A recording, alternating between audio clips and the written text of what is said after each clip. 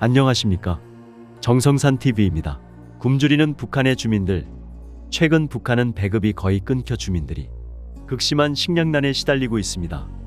탈북민들은 굶주린 가족들에 대한 미안함과 그리움으로 북한에 남은 가족에게 생활비를 보내고 있는데요. 그렇다면 탈북민들은 어떻게 북한에 송금하는 걸까요? 남한의 돈을 북한가, 송금 브로커, 탈북민이 국내 브로커 계좌로 돈을 보낸다.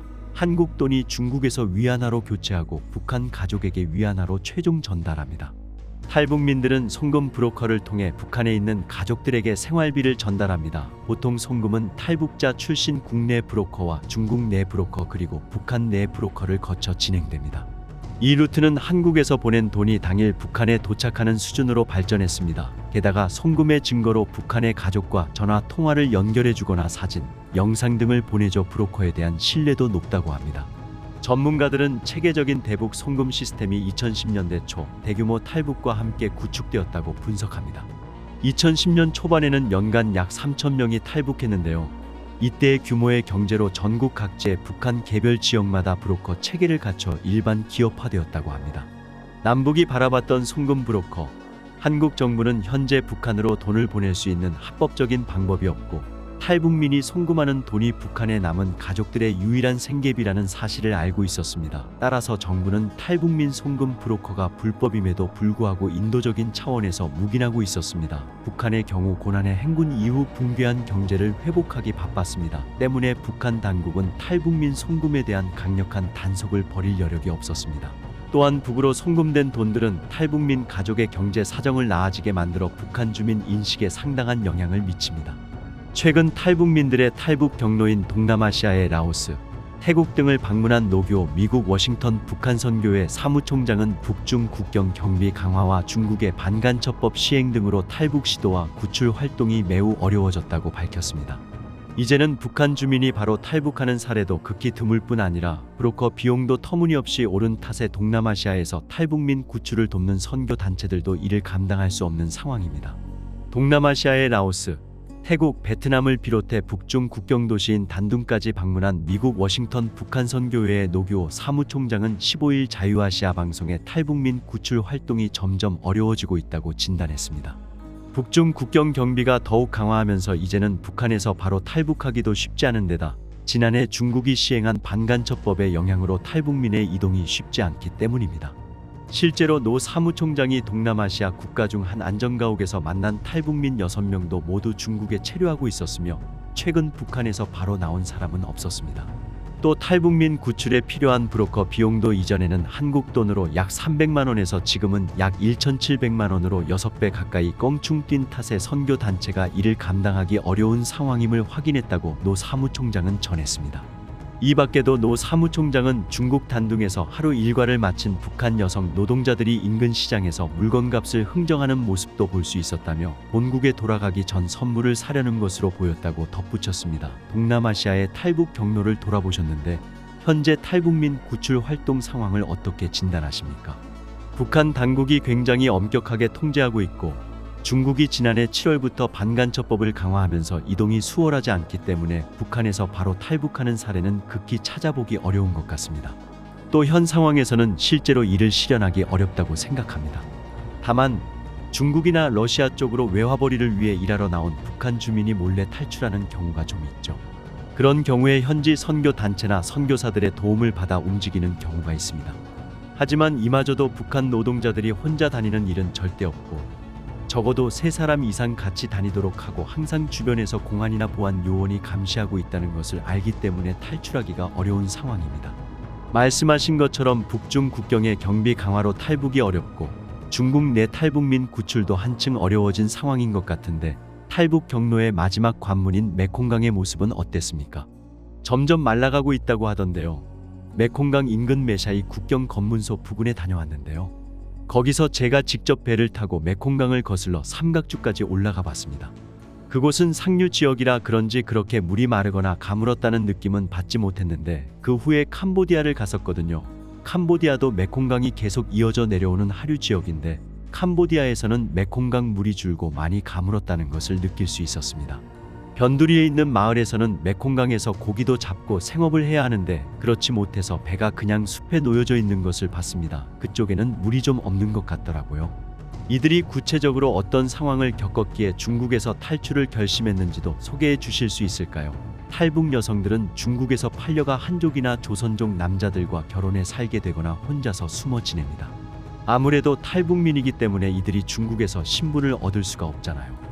그래서 코로나 기간 중에 몸이 굉장히 아픈데도 병원에 갈 수도 없고 병원에 가면 자신의 신분이 드러나기 때문에 북송될 거라는 불안감이 있으니까 병원을 못 갔습니다. 또 주변에서 탈북민이라는 사실을 알고 이를 이용하는 사람도 있고 또 가정에서는 남편이 못된 사람 같으면 자꾸 폭력을 쓰고 위협하고 그렇게 인권 유린을 당하는 거죠. 그런 고통 속에 있으니까 이대로 살아서는 안 되겠다. 아무리 내가 가정을 이루고 아이를 낳고 살고 있지만 이제는 내 자신을 돌봐야 되지 않나라고 결단하면서 자기 인생을 찾다 보니까 결국은 탈북이라는 과정을 밟게 되는 겁니다. 이런 가운데 기획 탈출이라는 것도 생각하게 되는데 결국은 사회적으로 화제가 되고 그럴 가치가 있는 사람에게 돈을 좀 들여서라도 탈출을 돕고 그 사람을 언론이나 인터넷 사회 연결망을 통해 홍보하는 방식이 생기기도 했습니다. 그것은 선교 단체로서 기대하는 탈북민 구출 사역이 아니지 않나 싶습니다. 요즘같이 탈북민 구출이 굉장히 어려운 상황에서 선교 단체들이 좀 더 신중을 기하고 재고해봐야 할 일이 아닌가 생각합니다. 계획경제를 앞세웠던 북한에서도 시장경제는 주민들의 일상생활 속에 뿌리내리기 시작한 지 오래입니다. 이제 북한에서도 돈은 사상이나 이념을 넘어 삶의 가장 중요한 수단이자 가치가 됐는데요. 특히 돈을 버는 경제활동의 주체로 여성의 역할이 커졌습니다. 탈북 여성 경제인의 시각으로 북한 실물경제의 현재와 미래를 들여다보는 돈 버는 재미와 돈맛, 북한 경공업 분야 무역일꾼 출신 탈북민 김혜영 씨와 함께합니다. 여전히 쉽지 않은 상황입니다. 지난주에 북한 양강도의 가족에게 돈을 보낸 친구의 이야기를 들었는데요. 그 친구의 말이 지금도 송금이 어렵다고 합니다.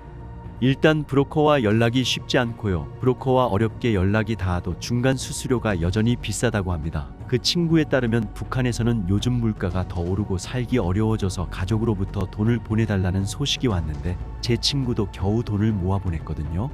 그런데 브로커의 중간 수수료가 50%나 돼서 정작 가족에게 가는 돈은 절반밖에 안 되는 상황입니다. 제 친구가 어렵게 한국 돈으로 100만 원을 모아 보냈는데 환율로 계산하면 중국 돈으로 약 5천 위안 정도 되고요. 여기에서 절반가량인 2,500위안 정도가 가족에게 갔다고 합니다. 요즘 북한과 자주 연락하는 탈북민들은 많지 않을 텐데요. 제 주변에도 북한의 가족과 연락했다는 사람들이 거의 없습니다.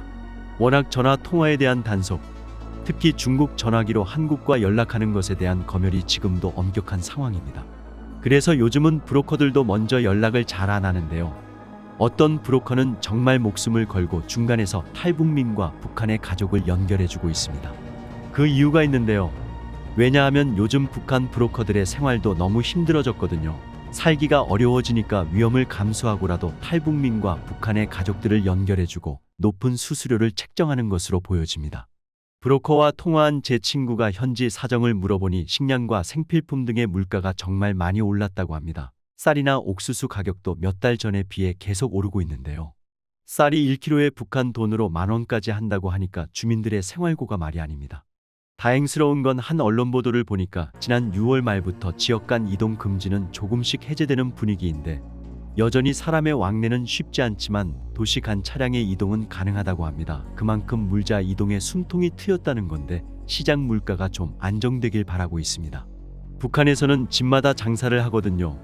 예를 들어 한 마을, 한 아파트 단지 내에도 각 집에서 판매하는 물건들이 다양합니다. 꼭 시장에 가지 않더라도 필요한 물건이 있으면 그 물건을 파는 집에 가서 사오면 되는 거죠. 음식이나 생필품도 그렇게 구매하기 때문에 꼭 시장에 가지 않아도 되지만 물건을 만들어 판매하는 각 가정도 어디선가 재료를 구해야 하지 않겠습니까?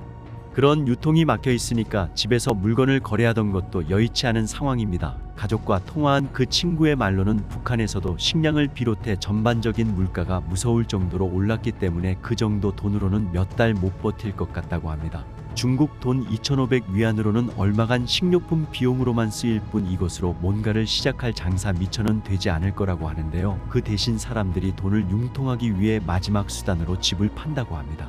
최후의 선택이지만 더 안타까운 것은 요즘 북한 집값마저 많이 떨어졌다고 합니다. 이래저래 주민들의 살 길이 점점 좁아지는 것 같습니다. 사람들이 공식 시장에서는 북한 돈으로 통용하지만 여전히 대다수 사람은 중국 위안화를 더 중시하고 있습니다. 아까 말씀드렸듯이 북한에는 아파트나 단층집마다 다 장사하는 품목들이 있고요. 그 사이에서는 중국 위안화가 사용된다고 합니다. 정말 어쩔 수 없는 경우에만 북한 돈으로 조금씩 환전해 사용하지만 기본적으로 당국의 단속을 피해 여전히 중국 위안화로 통용하고 있다고 합니다. 탈북민들은 북한에서 전화가 오면 반갑기도 하지만 털컥 겁이 난다고 하는데요. 넉넉하게 보내주지도 못하는데 어렵다는 연락이 오면 마음만 아프고 이러지도 저러지도 못하는 상황이기 때문입니다. 제 친구도 북한의 어머니와 통화하면서 요즘 살기가 너무 힘들고 물가가 너무 올라 제대로 밥 한 끼 먹기 힘들다는 말에 많이 울었다고 하는데요. 넉넉지 않은 형편에 어렵게 돈을 모아도 브로커 수수료가 여전히 50%에서 60%까지 되니 송금을거리는 분위기입니다. 저도 마찬가지인데요. 작년에 저도 가족에게 돈을 보냈지만 너무 높은 중간 수수료 때문에 지금은 때를 기다리고 있습니다.